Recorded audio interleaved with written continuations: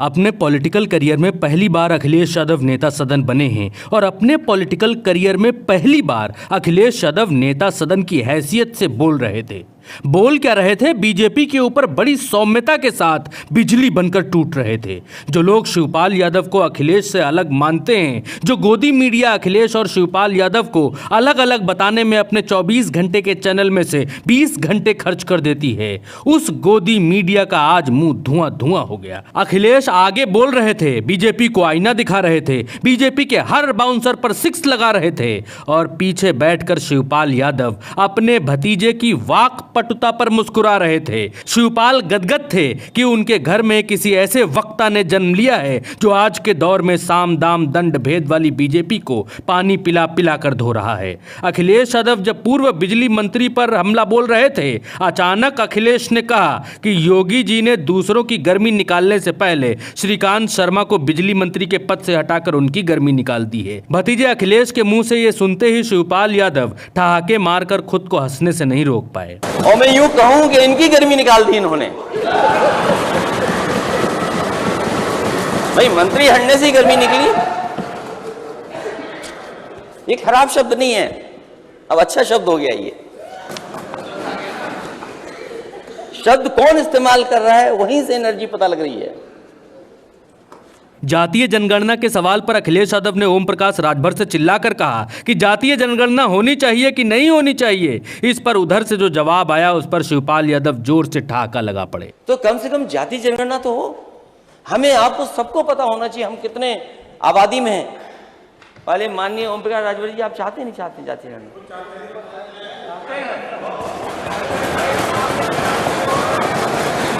यहाँ सदन में बैठे लोग सब चाहते हैं।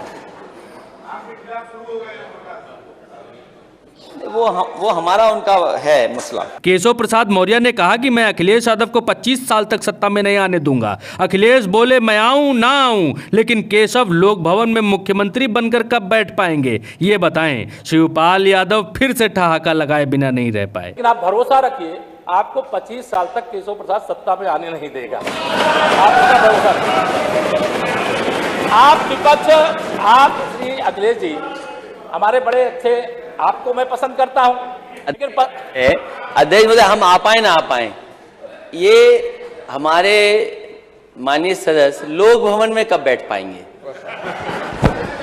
कि लोक भवन ये भूल गए। इनके जिले की मुख्यालय की सड़क किसने बनाई? आपने बनाई? बताइए 4 लेन किसने बनाई? बताइए माननीय सदस्य। फिर आया वो क्षण जब केशव मौर्य ने कह दिया कि अखिलेश यादव ने उत्तर प्रदेश का जो विकास किया था उसके लिए अपने सैफई से खेत बेचकर पैसे नहीं लाए थे। ये सुनते ही खून तो शिवपाल का भी खौल गया, लेकिन अखिलेश ने केशव को जो जवाब दिया उससे शिवपाल यादव गदगद हो गए। सिर्फ जियो मेरे शेर नहीं कहा, बाकी चेहरे की भाव भंगिमाएं सब कुछ वही कह रही थी। सड़क किसने बनाई है, एक्सप्रेस किसने बनाया है, मेट्रो किसने बनाई है? जैसे लगता है आपने सैफई की जमीन बेच करके ये सब बनवा दिया है। तुम अपने पिताजी से पैसा लाते हो या बनाने के लिए? तुमने राशन बांटा है तो पिताजी ने क्या बात है? कोई बात है क्या? केशव प्रसाद मौर्य ने कहा कि मैं गरीब का बेटा था, चाय बेचता था, मुख्यमंत्री का बेटा नहीं था। अखिलेश यादव ने कहा कि आप और क्या क्या काम करते थे वो भी तो बताइए। शिवपाल भतीजे के इस जवाब को सुनकर खुश हो गए। इसलिए मैं आंदोलनकारी रहा हूं, आंदोलन करने वालों के खिलाफ मुकदमे लिखे जाते हैं। मेरे पिताजी कोई मुख्यमंत्री नहीं थे, मेरे पिताजी तो एक गरीब किसान थे। एक बात है महोदय, ठीक है मेरे पिताजी मुख्यमंत्री थे, लेकिन मैं ये नहीं कहूंगा अध्यक्ष महोदय कि ये क्या काम और करते थे। आप पेशेंस से रखिए थोड़ा सा। मैं चाय बेचता था, मैं अखबार बांटता था, मैं अपने खेत में काम करता था। आपको मेरी गरीबी का अगर मजाक उड़ाना है तो मजाक उड़ा लीजिए। अध्यक्ष महोदय करता था,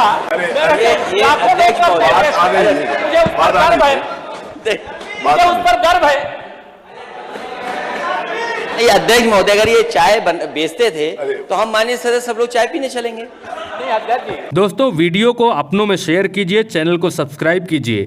गोदी मीडिया से होशियार रहिए, क्योंकि गोदी मीडिया के पास एक ही व्यक्ति का महिमा मंडन करने का ठेका है और इस ठेकेदारी के काल में आपके हित की खबर उधर कभी नहीं मिलेगी। नमस्कार।